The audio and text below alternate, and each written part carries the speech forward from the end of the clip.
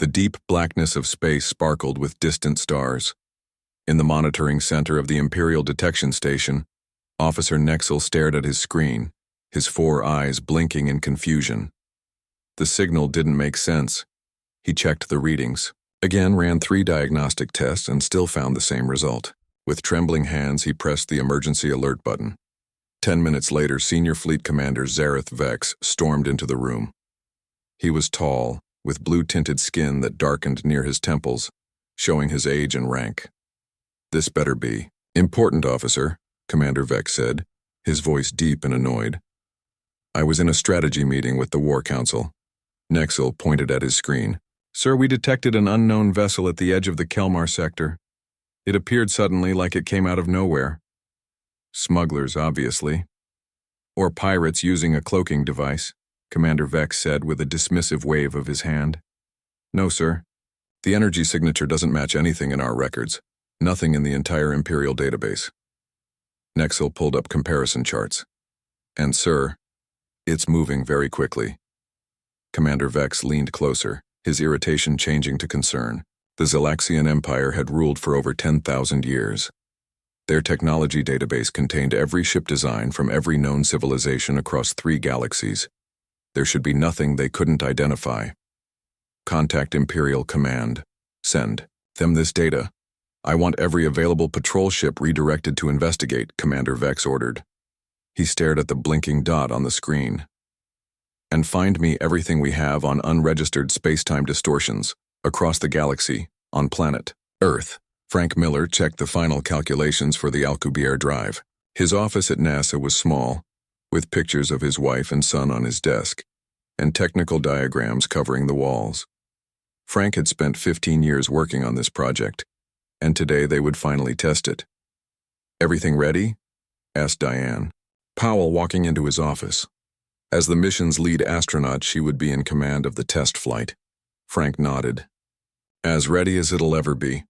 The math works perfectly on paper, but this is our first real test." "Just a small jump to Mars and back," Diane said with a smile. "What could go wrong?" "Everything," Frank replied, but he smiled too. "The ship will compress space in front of it and expand it behind, moving through space without actually moving faster than light. If it works, we'll revolutionize space travel." 3 hours later, the crew of 5 gathered at the launch facility. Along with Diane, there was pilot Greg Nelson, a former Air Force test pilot with a calm demeanor and steady hands. Laura Ward, the systems specialist, checked her equipment one last time. Keith Bennett, communications officer, adjusted his headset. "All systems online," Laura reported. "Drive energy levels stable." The ship, named Pathfinder, wasn't large. It looked like a sleek metal arrow with a bulge in the middle where the drive systems were housed.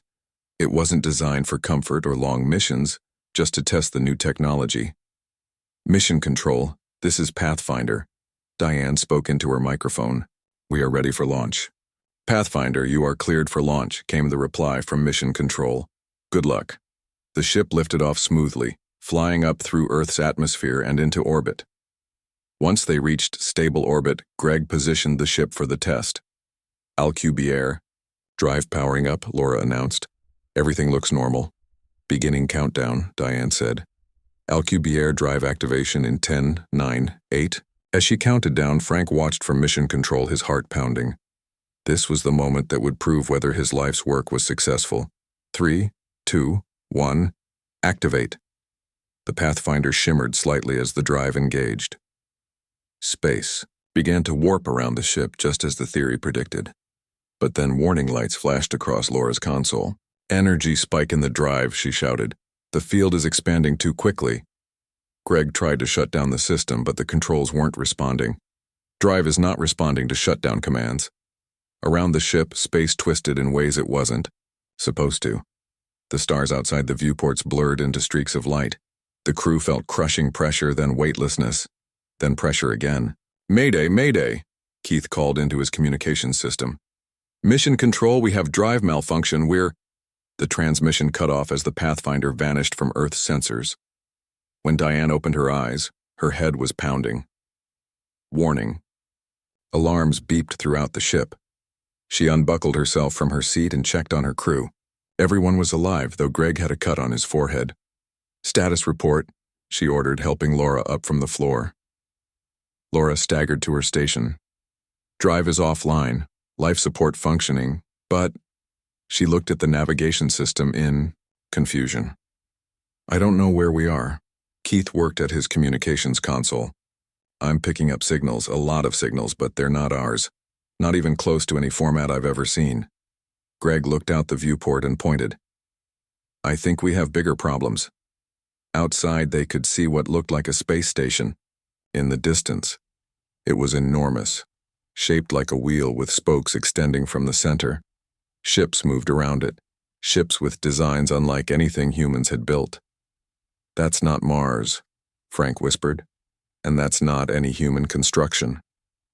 "Where are we?" Diane asked, the question directed at no one in particular. Laura worked at her instruments. "Based on star positions, we're not even in our solar system anymore. We're not even close. We're..." She double-checked her readings. "We're thousands of light years from Earth." The crew fell silent as the reality sank in. They were the first humans to travel this far into space, the first to potentially encounter alien civilization. "They've spotted us," Keith said, listening to his headset. "I can't understand the language, but the transmission patterns just changed. They're sending out alerts." On the main screen, they watched as smaller ships began moving toward them. "Defensive posture?" Greg asked Diane. "No," she said firmly. "We're visitors here. We don't want to appear threatening." In the Imperial Command Center, Commander Vex watched as the reports came in. The unknown ship had appeared near one of their major space stations. It wasn't moving now, but its mere presence had caused panic among the station personnel. "Have we identified it yet?" he demanded.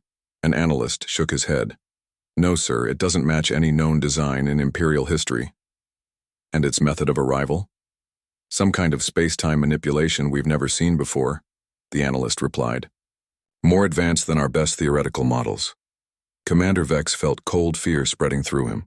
In 10,000 years of Imperial rule, they had never encountered a completely unknown civilization with technology this advanced. It shouldn't be possible. "Send the Imperial Guard ships," he ordered. "I want that vessel contained immediately." He stared at the image of the strange ship on his screen. "And find out," he said quietly, "where it came from." News of the unknown ship spread through the Zalaxian Empire like wildfire. On the Imperial capital planet Zalus Prime, High Admiral Julia Cade stood before the Emperor's War Council. Her uniform was crisp, decorated with medals from countless victories. But today, for the first time in her career, she felt uncertain. "Your Majesty, honored council members," she began, "the situation is unprecedented. The vessel appeared without warning, using a form of propulsion our scientists cannot explain." Emperor Thaxon V, his skin a deep purple and his eyes glowing with an inner light, leaned forward on his throne. "Explain how this is possible, Admiral. We have records going back 10,000 years. How can there be a civilization with this technology that we know nothing about?" Julia took a deep breath. "We don't know, Your Majesty. Our historians are searching the oldest archives. Our scientists are analyzing the ship's energy signature, but so far we have no answers." "And the greatest empire in 3 galaxies looks foolish," growled War Minister Drav, "while this ghost ship sits at our doorstep." "It's not just sitting anymore," Julia replied. "After appearing near Station Kelmar 9, it moved again, using the same unknown method. We've tracked it to the Vorlon Nebula. 3 patrol ships are closing in now." The Emperor's eyes narrowed. "I want that ship. Whatever it takes. Whatever secrets it holds belong to the Empire now." Aboard the Pathfinder, the human crew worked frantically to understand their situation. Laura sat at her console, analyzing data from their jump and trying to determine how they had traveled so far. "The drive didn't work as designed," she explained to the others. "Instead of bending space in a controlled way, it created some kind of wormhole effect. I can't explain the physics, but we're definitely thousands of light years from Earth." Keith removed his headphones and rubbed his tired eyes. "I've been monitoring their communications. I can't understand the language, but I've identified patterns. They're coordinating something big. Military channels are lighting up everywhere. Can we jump again? Diane asked, looking at the drive status. Greg shook his head. Not safely. The drive was damaged during the jump. I can maybe get us one more short jump, but I'll need time to stabilize the systems. Time we might not have, said Keith, pointing to the radar display. 3 ships are approaching fast. Diane made a quick decision. Greg, work on the drive. We need to be able to move if things get ugly. Laura, see if you can get any useful information from the data we've collected. Keith, keep monitoring their communications. See if you can figure out anything about their intentions. On the bridge of the Imperial flagship Eternal Dominion, Commander Vex watched as his ship approached the nebula where the alien vessel had been detected. Visual contact in 30 seconds, reported his navigation officer. Vex turned to his science officer. Any new information on the ship's capabilities? Sir, the energy readings are unlike anything we've seen, she replied. It seems to bend space itself, creating a bubble that allows it to move through space-time. Our theoretical science division has proposed similar ideas, but we're centuries away from such technology. Or so we thought. Vex muttered. The view screen activated, showing the nebula ahead, a vast cloud of purple and blue gas lit by distant stars. And there, barely visible against the cosmic backdrop, was the small alien ship. It's tiny, said Vex's second-in-command. How could something so small threaten the Empire? Size isn't everything, Vex replied. Its technology is what matters. Hail them. In the Pathfinder, Keith's console lit up with an incoming signal. They're trying to communicate, he said, excitement in his voice despite the danger. Can you establish a connection? Diane asked. Keith worked his controls. I can receive and transmit, but we don't share a language. Wait. They're sending images. The main screen filled with a series of simple pictures. The alien ships, the Pathfinder, both moving to a nearby planet. They want us to follow them, Laura said. Or they're telling us they're taking us somewhere, Greg added, his tone cautious. Could be an order, not an invitation. Diane considered their options. Keith, send them some basic images. Earth humans, show them we're peaceful explorers. Keith nodded and began transmitting simple images. Earth from space, humans standing together, the international symbol for peace. On the Eternal Dominion, Vex watched the responding images with growing alarm. Analysis? He demanded. His cultural officer studied the images. They appear to be from a planet we have no record of. The beings look almost Centauri, but with less evolved features. Vex frowned. The Centauri were an ancient species that had died out millennia ago. According to Imperial history, these creatures looked similar but different. Could they be a lost Centauri colony, he asked. Impossible, said his science officer. We mapped all Centauri colonies before their extinction, and they never had this level of technology. Vex made his decision. We will escort them to Research Station Beta 12. Have our best scientists ready. I want to know everything about these beings and their ship. He turned to his communications officer. And send word to the Emperor. Tell him we may have found something that will change Imperial history forever. In the Imperial capital, a secret meeting was taking place. In an ancient chamber deep beneath the palace, Emperor Thaxon V met with the Keeper of Hidden Knowledge, an old man whose actual age was unknown. Tell me the truth, the Emperor demanded. These beings in the unknown ship, do you recognize them? The Keeper's hands trembled as he examined the images transmitted from the Eternal Dominion. His eyes widened in shock, then fear. It cannot be, he whispered. After all this time, what? The Emperor pressed. Speak plainly.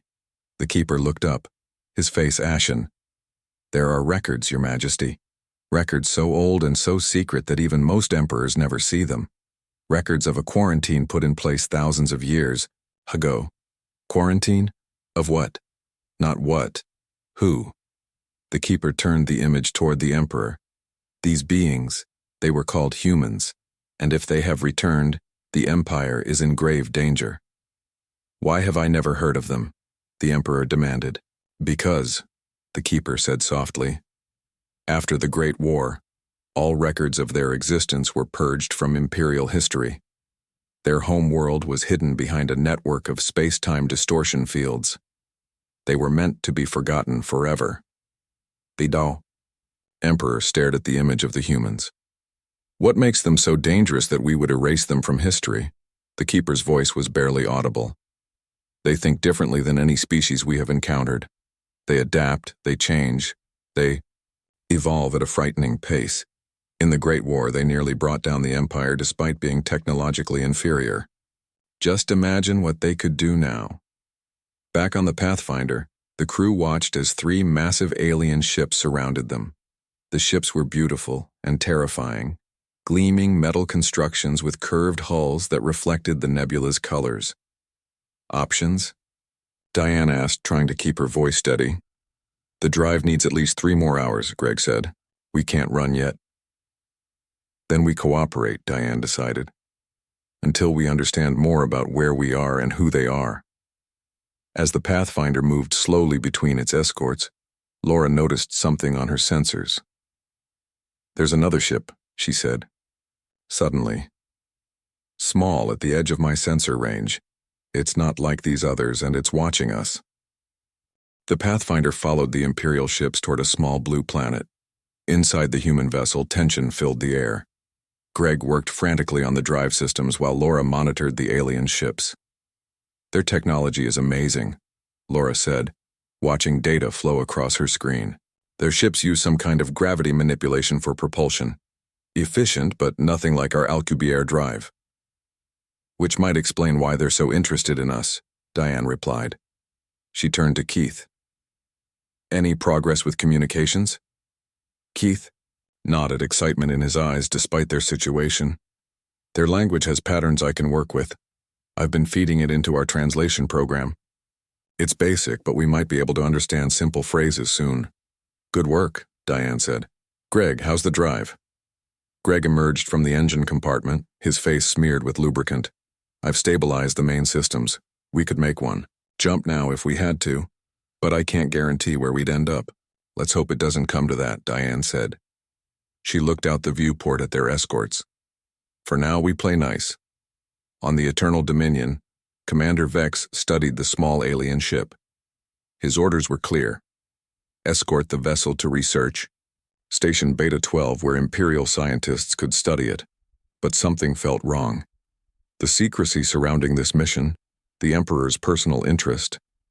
There was more to this situation than he was being told. Sir, his communications officer called. We're receiving a transmission from the capital. Priority 1, Emperor's eyes only. Vex frowned.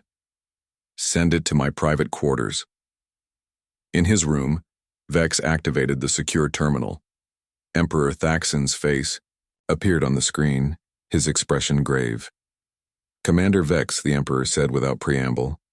What I am about to tell you is classified at the highest level. The beings on that ship are called humans. They represent a species that nearly destroyed our empire thousands of years ago. Vex's 4 eyes widened in shock. Your Majesty, I've studied Imperial history extensively. There's no record of such a conflict. Because all records were purged, the Emperor replied. By order of my ancestor, Emperor Thaxon. These humans were quarantined, their world hidden behind distortion fields. Their return was never supposed to happen. What makes them so dangerous, Your Majesty? The Emperor's gaze darkened. Their minds work differently than ours. Where we seek harmony and stability, they embrace chaos and change. One human ship nearly destroyed an entire Imperial fleet during the final battle of the Great War. A single ship? Vex couldn't hide his disbelief. Using tactics no sane being would consider, the Emperor confirmed. Your mission has changed. Commander, you will still escort them to Beta 12, but under no circumstances are they to learn of their species' history with our empire. And Commander, yes, Your Majesty? If they show any sign of hostility, destroy them immediately. Meanwhile, the mysterious small ship that Laura had detected continued to follow the Imperial convoy at a distance. On its bridge, Captain Nix Travari watched with interest. Unlike the orderly Imperial vessels, Nix's ship, the Swift Venture, was a patchwork of parts salvaged from various sources. And like his ship, Nix's crew was a collection of misfits and rebels. "What do you think, Zorl?" he asked his first mate, a short, furry being with large ears. Zorl adjusted the scanning equipment. The Empire doesn't escort unknown ships with 3 warships unless they're very interested or very scared. Maybe both. And that small ship doesn't match any design I've ever seen. Nix added, stroking his chin thoughtfully. The Empire hates things they don't understand. This could be useful to us. Zorl looked worried. The Freedom Coalition won't approve of us interfering with Imperial business. Nix grinned, showing pointed teeth. Who said anything about interfering? We're just going to introduce ourselves at the right moment. As the ships approached the blue planet, the Pathfinder's crew got their first close look at an alien world. It was smaller than Earth, with 2 small moons orbiting it. A massive space station hung in orbit, surrounded by smaller vessels. Research, Station Beta 12, Keith read from the translated communications. They're taking us there. It's beautiful, Laura whispered, staring at the planet below. And potentially very dangerous, Greg added. We should be ready to jump if things go bad. Agreed, Diane said. But let's not spook them. We're scientists, not soldiers. Our best option is peaceful contact. As they approached the station, their ship was suddenly bathed in a strange blue light. What's happening? Diane asked, alarmed. Laura checked her instruments. Some kind of scanning beam. It's penetrating our hull, mapping everything inside. Can they see our drive technology? Greg asked, worried. Definitely, Laura replied. They can probably see what we had for breakfast, too. On the station, Imperial. Chief Scientist Joan Perry watched the scan results with growing excitement. As one of the few humans secretly working within the Empire, descendants of captives from the Great War who had been allowed to live as loyal Imperial subjects, she had special interest in this ship. Fascinating, she murmured. Their technology is crude in many ways, yet their method of space-time manipulation is more advanced than our theoretical models. Her assistant, a tall, blue-skinned alien, looked concerned. The drive appears damaged and unstable. All the better, Joan replied. They'll have no choice but to accept our help. Prepare Docking Bay 3 and assemble the welcome team. As the Pathfinder approached the massive station, Keith received another transmission. They're sending docking instructions, he announced. And, wait. He adjusted his headset, his expression changing to surprise. This is weird. The last part of the message is in English. What? Diane moved to his station. How is that possible? It just says, Welcome, humans. We've been expecting you. The crew exchanged worried glances. How did these aliens know their language? And how did they know humans were coming when the Pathfinder's arrival had been an accident? Inside the station, Joan Perry prepared to meet the first free humans the Empire had seen in thousands of years. Her superiors had given her clear instructions. Learn everything about Earth's current technology, determine how they broke through the quarantine, and assess the threat they posed. But Joan had her own agenda. For generations, her family had secretly preserved the true history of humanity, waiting for this moment. Now it had arrived, and she needed to decide where her loyalties truly lay, with the Empire that had raised her, or with the human species that had finally found its way back to the stars. As the Pathfinder docked with the station, the small rebel ship Swift Venture took position behind a nearby moon. Nix Travari studied the situation with growing interest. The Empire is rolling out the red carpet for these strangers, he observed, which means they're either very valuable or very dangerous, Zorl finished. Nix smiled. Either way, I want to meet them. Prepare the stealth shuttle. We're going to pay that station a visit. Inside the Pathfinder, Diane addressed her crew before they opened the airlock. Remember, we represent Earth. We're peaceful explorers who arrived here by accident. We want to establish friendly contact and, if possible, find a way home. She took a deep breath. Let's meet our hosts. The airlock opened with a hiss, revealing a corridor lined with Imperial guards in gleaming armor. At the end stood a woman who looked surprisingly human, flanked by alien officials. "Welcome to Research Station Beta 12, Joan Perry said with a smile that didn't reach her eyes. "We have so much to discuss." The Pathfinder crew stared in shock at the human woman before them. Joan Perry wore an Imperial uniform, her dark hair pulled back in a tight bun, her eyes studying them with scientific curiosity. "You're human," Diane said, unable to hide her. Surprised, Joan nodded slightly. "Yes, though I was born here in Imperial space. My ancestors have served the Empire for generations." She gestured to the corridor. "Please follow me. I'm sure you have questions. As do we." The crew followed Joan through the station, surrounded by Imperial guards. The hallways were filled with aliens of various species, all stopping to stare at the newcomers. Some looked curious, others fearful. "How is this possible?" Laura whispered to Diane. "Humans out here? Thousands of light years from Earth?" "I don't know," Diane replied, "but something doesn't add up." They were led to a large conference room with a window overlooking the blue planet below.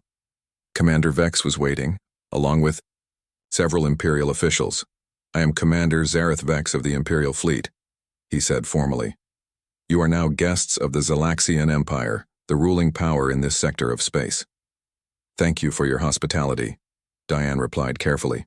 "I'm Captain Diane Powell of the Earthship Pathfinder. We arrived in your space due to a malfunction in our experimental drive system." Vex's four eyes narrowed slightly. "Earth, a planet unknown to our records." "Unknown?" Greg questioned. "How is that possible if you already have humans here?" A moment of tension filled the room. Joan stepped forward smoothly. "Perhaps I can explain," she said. "The humans here descend from explorers who arrived in Imperial space long ago. Records of their origin were lost over time. Your arrival is quite fascinating to us.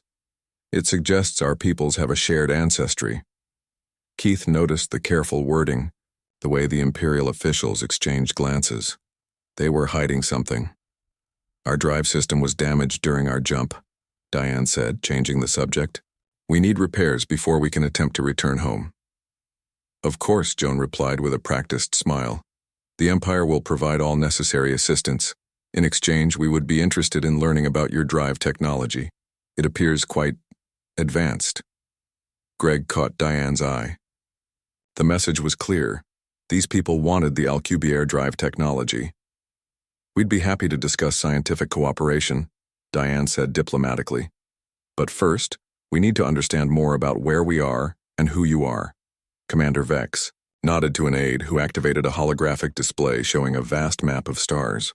"This is the Zalaxian Empire," Vex said, as the map highlighted thousands of star systems in blue. "We have ruled this region of space for 10,000 years, bringing peace and stability to countless worlds." "And these areas?" Laura asked, pointing. "To regions marked in red." Vex's expression darkened. "Rebel territories. The so-called Freedom Coalition. Terrorists and pirates who resist Imperial rule." While the briefing continued, Nix Travari and two of his crew members slipped onto the station using forged Imperial identification codes. They wore maintenance worker uniforms stolen months ago. "The humans are being held in Research Section B," Nix said quietly, checking a stolen datapad. "Security is heavy." "Why are we risking our necks for these people?" asked his companion, a reptilian being named Krell. "We don't even know who they are." "Because," Nix replied, "the Empire is terrified of them. And anything that scares the Empire, that much is worth knowing about." Back in the conference room, the Imperial officials had left, leaving Joan alone with the Pathfinder crew. "Now that we have privacy," Joan said, her demeanor changing, "there are things you need to know. Things I cannot say openly." "Like why there are humans serving an alien empire thousands of light years from Earth?" Greg asked. Joan checked a device on her wrist, presumably for listening devices. "The official history you were told is a lie. Humans didn't arrive here as explorers. They were prisoners of war." "War?" Diane's eyes widened. "Between Earth and this empire?" "Yes. The Great War, as it's called in secret histories. Thousands of years ago, humanity led a coalition against the Empire. They nearly won. Joan's voice was barely above a whisper now. After their defeat, Earth was quarantined behind powerful space-time distortion fields. All records of human civilization were purged from Imperial databases. Those humans who were already in Imperial space, prisoners mostly, were allowed to live under strict control. The crew exchanged shocked glances. "That's impossible," Laura said. "Earth has no record of interstellar travel thousands of years ago, let alone a war with an alien empire." "Your history was rewritten too," Joan replied. "But there are clues for those who know where to look. Ancient structures that predate known civilizations, myths of sky people, and great battles among the stars." "If what you're saying is true," Keith said slowly, "then our arrival here isn't just unexpected. It's breaking a quarantine that's existed for thousands of years." "Exactly," Joan confirmed. "And the Empire is terrified. Humans think differently than Imperial species. We adapt faster, innovate in ways they find chaotic and threatening. During the Great War, a single human ship called the Defiant destroyed an entire Imperial battle fleet using tactics no Imperial commander would ever consider." "So what happens to us now?" Diane asked. Joan's expression was grim. "Officially, you'll be treated as honored guests while Imperial scientists study your ship and technology. Unofficially, once they have what they want, you'll never be allowed to leave. And they will strengthen the quarantine around Earth to ensure no one else breaks through." "We need to get out of here," Greg said. "You can't," Joan replied. "Your ship is under heavy guard, and even if you reached it, you'd be shot down before you cleared the station." "Then what do you suggest?" Diane asked. Before Joan could answer, alarms began blaring throughout the station. Red lights flashed in the corridors. "Intruder alert," said a computerized voice over the station speakers. "Security breach in Sector 7. Joan looked concerned. "That's not part of the plan." "What plan?" Laura asked suspiciously. The door to the conference room suddenly slid open. Nix Travari stood there, flanked by his two companions, all holding Imperial weapons. "Sorry to interrupt," Nix said with a roguish grin. "But I thought you might want a ride out of here." "Who are you?" Diane demanded. "Nix Travari, captain of the Swift Venture, member of the Freedom Coalition." He gave a mock bow. "At your service." Joan stepped forward. "Travari, I've heard of you. You're on the Empire's most wanted list." "Top 5, Nix said proudly. "Now, we can chat about my accomplishments later, but right now we need to move. The diversion my crew set won't last long." "Wait," Diane said. "Our ship is being stripped for study as we speak," Nix cut in. "You won't be getting it back.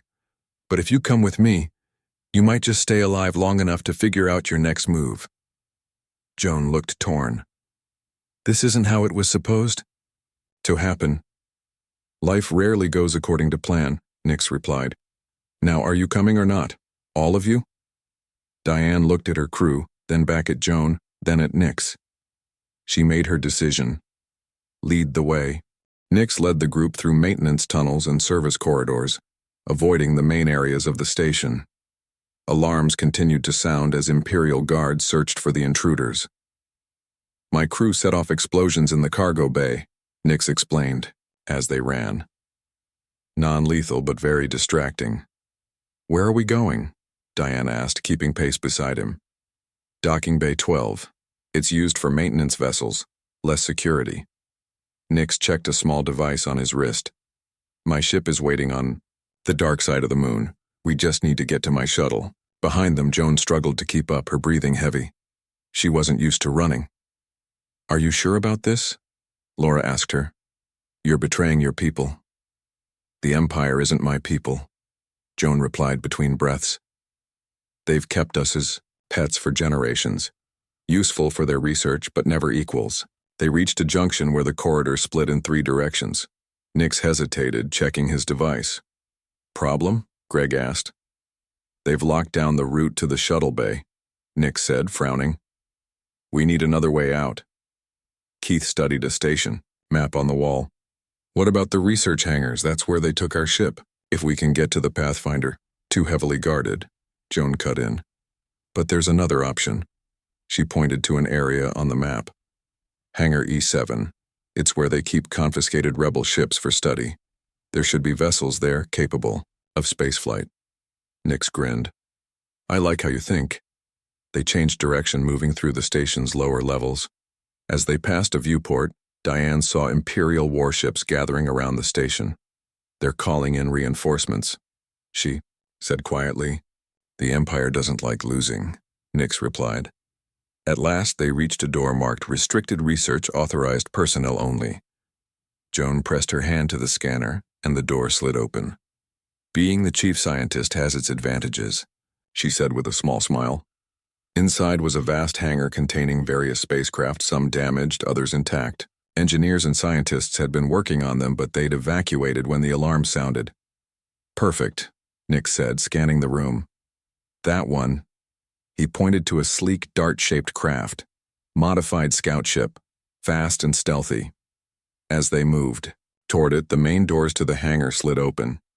Commander Vex stood there with a squad of Imperial guards, weapons drawn. I'm disappointed, Dr. Perry, Vex said coldly. Generations of loyal service to the Empire thrown away for what? These strangers?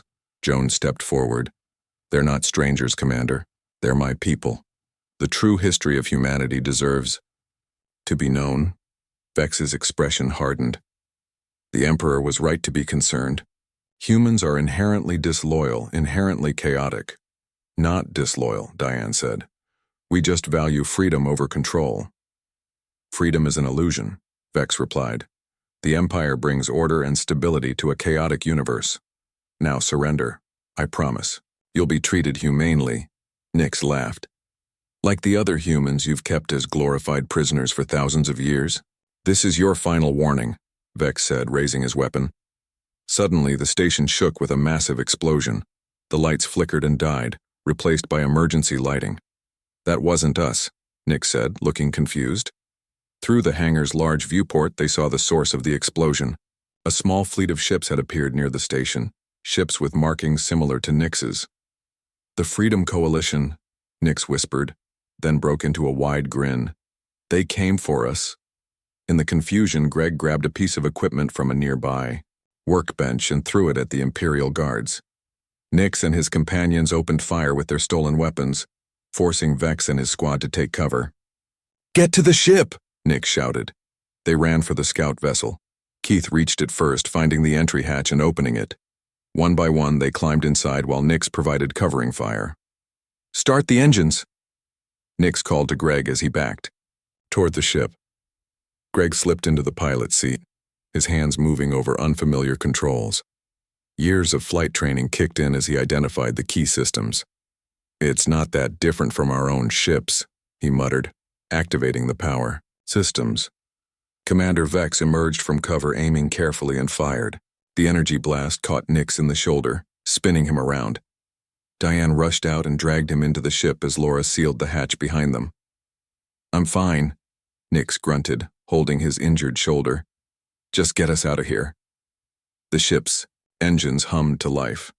Greg tested the controls, then looked back at the others with a smile. Hang on. The scout ship lifted off, hovering above the hangar floor. Imperial guards fired at it, but the ship's armor deflected the blasts. Greg turned the ship toward the hangar doors, which were beginning to close. We'll never make it, Laura said. Watch me, Greg replied. He pushed the throttle forward, and the ship shot toward the narrowing gap.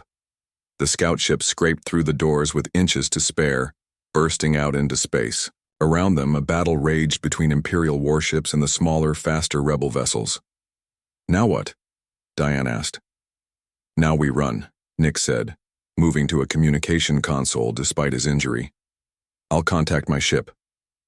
Joan had moved to another console, her fingers flying over the controls. I'm downloading station data, everything the Empire knows about Earth and the quarantine. A transmission came through and a gruff voice filled the cabin. Nix, you crazy fool, what have you done this time? Made some new friends, Zorl, Nix replied with a pained smile. Very interesting ones. Get ready to pick us up and jump out of here fast." As the scout ship weaved through the battle, Diane looked out at the stars. Somewhere, very far away, was Earth. Home. But now she knew it wasn't the isolated planet they had always believed it to be. Humanity had a history among the stars, a history that had been hidden from them. The swift Venture appeared ahead, its docking bay open to receive them. Greg guided the scout ship inside, the bay doors closing behind them as Imperial weapons fire splashed against the rebel ship's shields. They felt the swift Venture accelerate, then the strange sensation of a jump drive engaging. The stars outside streaked into lines as the ship escaped into hyperspace.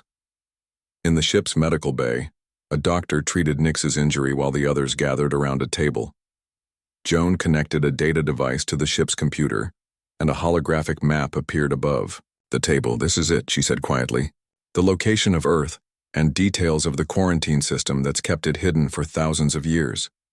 "Can we break through?" Diane asked. "Return home with this knowledge?" Joan nodded slowly. "I believe so. The quarantine was designed to keep Earth isolated, but not to stop someone with the right codes from entering. Codes I now have." "And then what?" Laura asked. "We tell everyone on Earth that we're actually part of some ancient interstellar civilization that fought and lost. A war against an alien empire? The truth is the truth," Keith said. "People deserve to know it." "The Empire won't just let this happen," Nix warned, wincing as the doctor finished treating his shoulder. "Once they realize what we're planning, they'll send everything they have to stop us." "Let them try," Greg said firmly. "If what we've learned is true, humans have faced the Empire before, and nearly won." Diane looked around at all of them. Her crew, Joan with her secret knowledge, Nix and his rebel companions. A plan was forming in her mind. "We're going home," she said, "but not just to deliver a message. Earth needs to prepare. Because like it or not, the quarantine is broken. Humanity is about to rejoin the galactic community." She looked out the viewport at the streaking stars.